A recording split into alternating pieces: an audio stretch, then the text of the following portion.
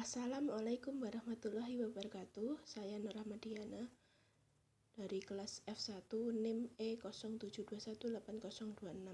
Saya akan mempresentasikan tentang penelitian saya ajaran-ajaran Tarekat Qadariyah wa Naqsabandiyah di Metatu Benjeng Gresik. Yaitu yang pertama, sebelum dapat melakukan ajaran-ajaran pada Tarekat Qadariyah wa Naqsabandiyah, seseorang harus melalui proses pembaiatan. Terlebih dahulu, pembaiatan ini dilakukan untuk melihat keseriusan seseorang untuk menjalani ajaran-ajaran dalam Tarekat Qadariyah wa Naqsabandiyah.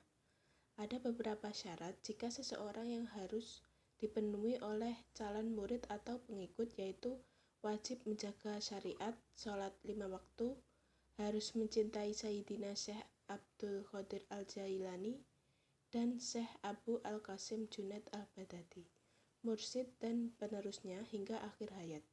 Setelah dinyatakan berhak menjadi pengikut Tarekat Qadariyah wa Naqsabandiyah, ia akan ditalkin oleh mursyid. Pada Tarekat Qadariyah wa Naqsabandiyah, calon murid atau pengikut yang sudah ditalkin disebut ikhwan. Setelah ia menjadi ikhwan, ia akan dan harus mengamalkan amalan-amalan sunnah seperti sholat malam, salat duha, tilawah Al-Quran, dan zikir atau wirid dengan rutin hingga seolah-olah membuatnya seperti wajib. Adapun amalan Tarekat Qadariyah wa Naqsabandiyah dibagi menjadi 3 jenis, yaitu yang pertama amalan harian, yang kedua amalan bulanan, yang ketiga amalan tahunan. Berikut penjelasan mengenai amalan-amalan yang dilaksanakan. Amalan harian, seorang ikhwan setiap harinya harus melakukan amalan-amalan seperti sholat-sholat sunnah, zikir karomat, zikir hasanat, doa-doa, dan kegiatan kemasyarakatan. Melaksanakan sholat, di samping melaksanakan sholat fardu 5 waktu dengan disiplin, sholat sunnah khususnya sholat rawatib, tahajud, duha walaupun hanya 2 rakaat saja. Yang kedua yaitu mengamalkan zikir. Zikir yang harus dikerjakan oleh ikhwan adalah zikir karomat, wajib, dan zikir hasanat atau sunnah. Zikir karomat adalah zikir yang tata cara pengamalannya telah ditetapkan oleh guru yang mengajarinya. Sedangkan zikir hasanat adalah amalan zikir yang tata caranya tidak ditentukan, terikat oleh hitungan dan tempat waktunya. Adapun secara garis besar, dapat dikatakan bahwa seorang pengamal thariqah ini setiap selesai sholat 5 waktu harus melakukan zikir sebanyak 165 kali dengan tata cara sebagai berikut: membaca istighfar 3 kali, membaca sholawat 3 kali, Robitot mursyid atau mengingat guru yang mengajarkan zikir sebagai pernyataan batin bahwa dirinya mengikuti ajaran tersebut. Demikian harus melakukan zikir ismu zat atau menyebut Allah, Allah, Allah dalam hati sebanyak 500 kali. Dalam amalan zikir ismu zat ini bisa dilakukan 1 kali duduk, bisa juga dilakukan setiap habis sholat fardu. Yang kedua yaitu amalan bulanan. Kegiatan rutin yang dilakukan setiap bulan sekali adalah manakiban dan kataman. Manakib, sebenarnya kata manakib berasal dari kata manakib yang berarti biografi ditambah dengan akhiran an, menjadi manakiban.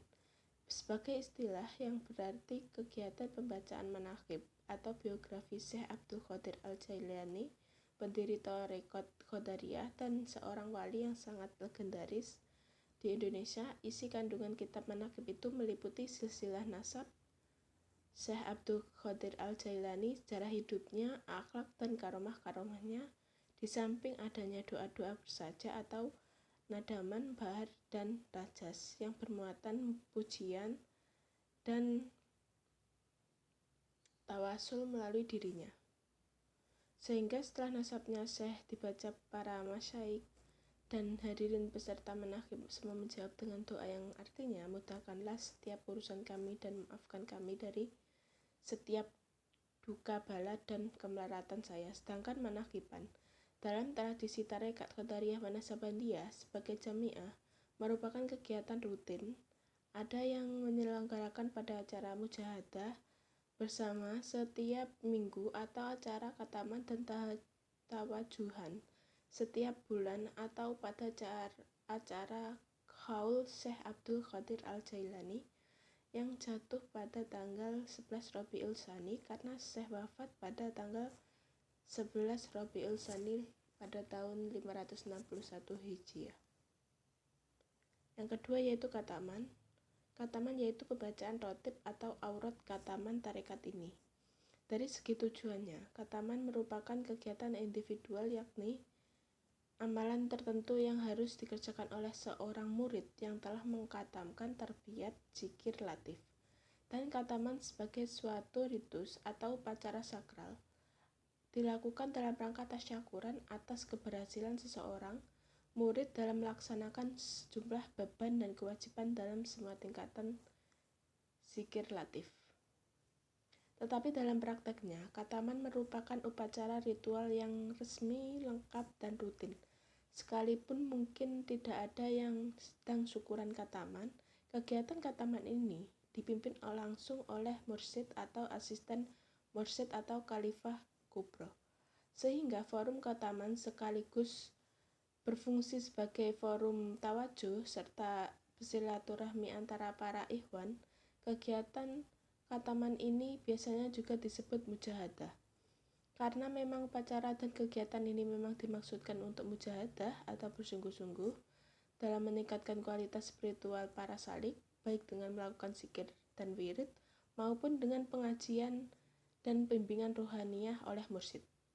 Selanjutnya berhenti sejenak atau tawajuh menghadapkan hati ke kehadirat Tuhan yang Maha Agung seraya, merendahkan diri serendah-rendahnya di bawah serendah-rendahnya makhluk karena sifat kurang dan sifat serta perbuatan yang jelek yang lainnya, kemudian memohon pertolongannya agar dapat menjalankan perkara yang baik dan meninggalkan perbuatan yang jelek, memohon tambahnya rezeki yang baik, manfaat dan berkah di dunia dan akhirat, memohon untuk diri dan semua keluarganya agar dapat istiqomah dalam bertakwa kepadanya dan istiqomah dalam menjalankan tarekat ini dan syariat Rasul serta diberi karunia husnul khotimah.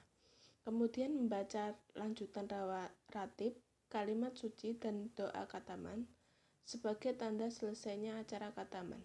Selanjutnya khataman ditutup dengan musofahah atau bersalaman kepada mursyid sebagai sentral pimpinan dan guru pembimbing dilanjutkan kepada semua hadirin secara bersambung. Yang terakhir yaitu amalan tahunan. Inti kegiatan yang dilakukan setahun sekali adalah qolwat atau intensifikasi ibadah dan pengalaman ajaran tarekat di dalam ribat atau pesantren dengan niat ibadah taqarruban ilallah atau mendapatkan diri kepada Allah. Sekian, terima kasih. Wassalamualaikum warahmatullahi wabarakatuh.